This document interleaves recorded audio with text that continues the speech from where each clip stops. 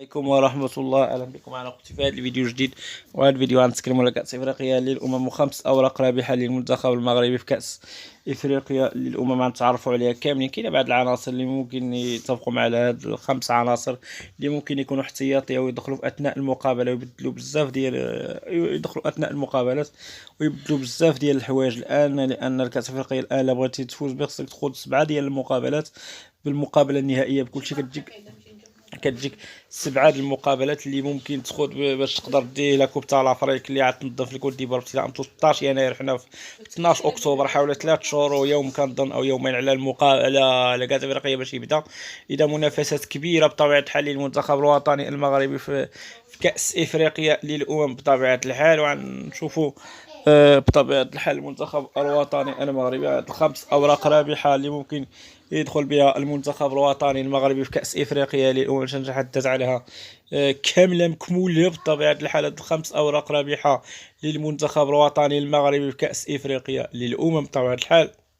وغنبداو بواحد اللاعب اللي هو قلب دفاع بطبيعه الحال، بين عنده بين 30 و 31 عام، اللي هو جواد الياميق، اللي هو التكوين ديالو مغربي وكيلعب بالينسيا عفوا في الوحده السعوديه بطبيعه الحال حاليا. بعد كان في بلد الوالد. جواد الياميق كيتصنف من اللاعبين الكبار بطبيعه الحال داخل النخبه في كاس العالم اللي فات قطر.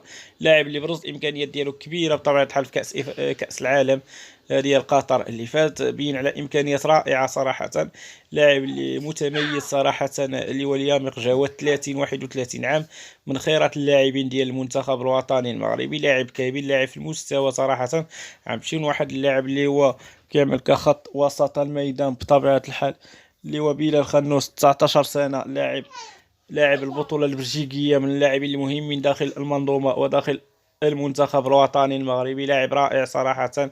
لاعب ما برش بتاتا الامكانيات ديالو في كاس افريقيا، اقل من 23 عام.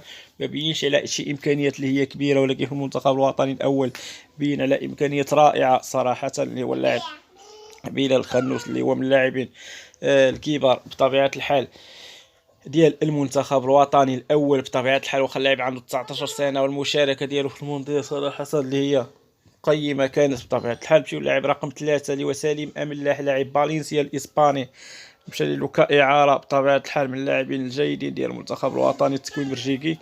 من خيرات اللاعبين ديال المنتخب الوطني المغربي هو اللاعب سليم سالم املاح، لاعب كبير صراحه اللي هو سالم املاح، لاعب جيد، لاعب اللي عنده تكوين بلجيكي، واللاعب صراحه اللي كان واقع له مشاكل كبيره في البطوله البلجيكيه، وتحاول بلد الوالد للاسف سقطت من الدرجه الثانيه وبصعوبه كبيره باش مشى فالنسيا كاعاره. شيء جيد انه مشى فالنسيا كاعاره، شيء كبير صراحه.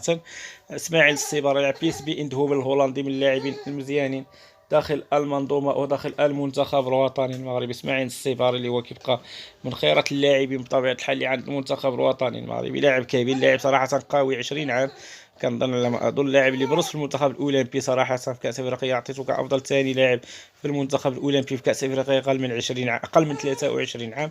لاعب صراحه من اللاعبين الجيدين داخل المنظومه بطبيعه الحال ديال المنتخب الاولمبي.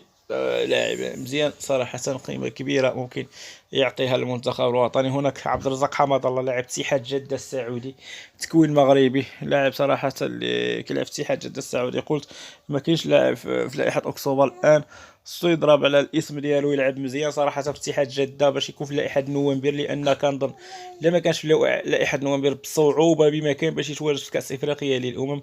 عبد الرزاق حمد الله كيبقى واحد الاسم رنان بطبيعه الحال داخل المنظومه وداخل المنتخب الوطني المغربي.